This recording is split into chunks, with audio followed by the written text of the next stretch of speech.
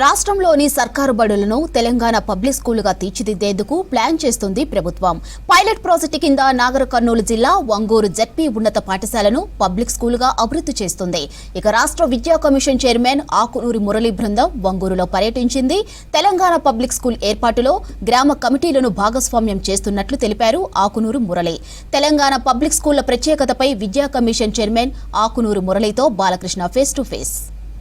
తెలంగాణ రాష్ట్ర ప్రభుత్వం విద్యా వ్యవస్థ మీద పూర్తి స్థాయిలో ఫోకస్ పెట్టింది. ప్రత్యేకించి ప్రభుత్వ హై స్కూళ్లను తెలంగాణ పబ్లిక్ స్కూల్గా మార్చబోతుంది. అందుకు నిదర్శనం నాగర్ జిల్లాలోని వంగూరు హై స్కూల్ని తెలంగాణ పబ్లిక్ స్కూల్గా ఒక మోడల్ పైలట్ ప్రాజెక్ట్ కింద చేపట్టింది. ప్రస్తుతం మనతో పాటు తెలంగాణ విద్యా కమిషన్ చైర్మన్ ఆకునూరు మురళి గారు ఉన్నారు. వారితో మాట్లాడదాం.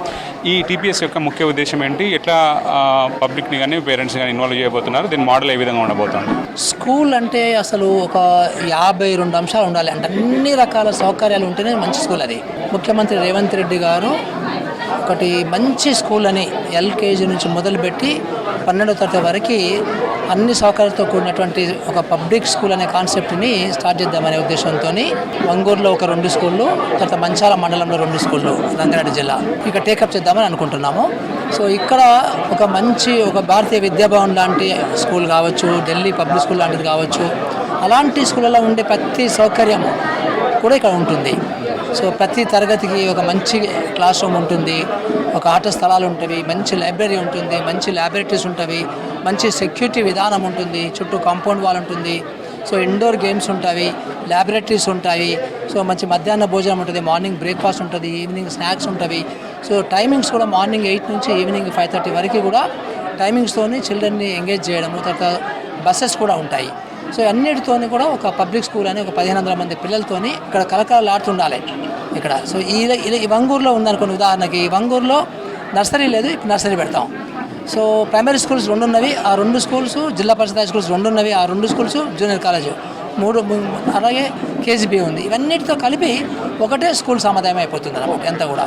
సో ఇక్కడ మనకి పుష్కలంగా టీచర్లు ఉంటారు, పుష్కలంగా టీచింగ్ కాకుండా నాన్ టీచింగ్ స్టాఫ్ ఉంటారు, పుష్కలంగా మనకి కావాల్సినటువంటి కుక్స్ ఉంటారు, తర్వాత క్లీనింగ్ చేసే స్వీపర్స్, స్కావెంజర్స్ వీళ్ళందరూ ఉంటారు అనమాట. సో ఇది ఒక మోడల్గా డెవలప్ కాబోతుంది. ఇది అయిన తర్వాత దీన్ని మిగతా రెస్ట్ ఆఫ్ ది స్టేట్ కూడా ఎక్స్పాండ్ చేయబోతుంది గవర్నమెంట్. సుమారుగా 13,000 చదరపు అడుగుల విస్తీర్ణంతో చేస్తున్నారు. బడ్జెట్ ఎంత ఉంటుంది? స్టూడెంట్స్ అంటే సీట్స్ లిమిటేషన్ ఏమన్నా ఉంటుందా? ఎట్లా ఉంటుంది? ఇది ఓపెన్, ఎవరైనా రావచ్చు. బస్సెస్ కూడా ఉంటాయి, సెమీ రెసిడెన్షియల్ బస్సెస్ కూడా పెడుతున్నాం కాబట్టి ఇది సుమారుగా ఒక 10 నుంచి 15 కోట్ల మధ్యలో దీని ఖర్చు ఉండబోతుంది. సో దీనికి సంబంధించి అదనంగా కూడా లోకల్గా మనం టీచర్ అని ఇంకా తక్కువ షార్ట్ అంటే ఉదాహరణకి మన ఎల్కేజీ యూకేజీకి టీచర్ లేరు, వాళ్ళని తీసుకుంటాము.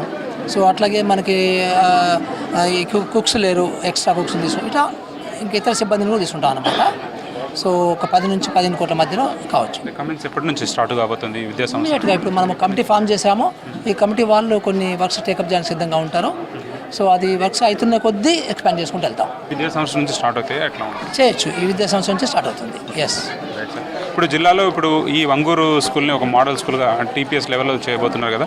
సో దీనికి సంబంధించి ఇంప్లిమెంటేషన్ ప్రోగ్రామ్ని జిల్లా యంత్రాంగం జరుగుతున్నారు. మీరు ఎట్లా యాక్షన్ ప్లాన్ ఏంటి సార్? ఇది మనము ఈ వంగూరు జిల్లాలో ఈ వంగూరు పబ్లిక్ స్కూల్ని ఒక మోడల్ స్కూల్లో తెలంగాణ పబ్లిక్ స్కూల్ నర్సరీ నుండి 12th స్టాండర్డ్ వరకు తీసుకోవడం జరిగింది. సో దాంట్లో అందరూ కూడా నర్సరీ నుంచి 12th స్టాండర్డ్ వరకు అంతా మల్టీగ్రేడ్ కాకుండా ఏ క్లాస్కి ఆ క్లాస్, ఏ సబ్జెక్ట్కి ఆ సబ్జెక్ట్ టీచర్స్ ఉండాలి, వాళ్ళ క్వాలిటీ ఎడ్యుకేషన్ ఉండాలి, వాళ్ళకి కావాల్సిన సఫిషియంట్ ఇన్ఫ్రాస్ట్రక్చర్ ఉండాలి. ఓన్లీ ఎడ్యుకేషనే కాదు, వాళ్ళకు ఓవరాల్ డెవలప్మెంట్, స్పోర్ట్స్ అట్లా ఉండాలనే కాన్సెప్ట్తో ఈరోజు మనకి వంగూరులో మోడల్ స్కూల్ స్టార్ట్ చేయడం జరిగింది.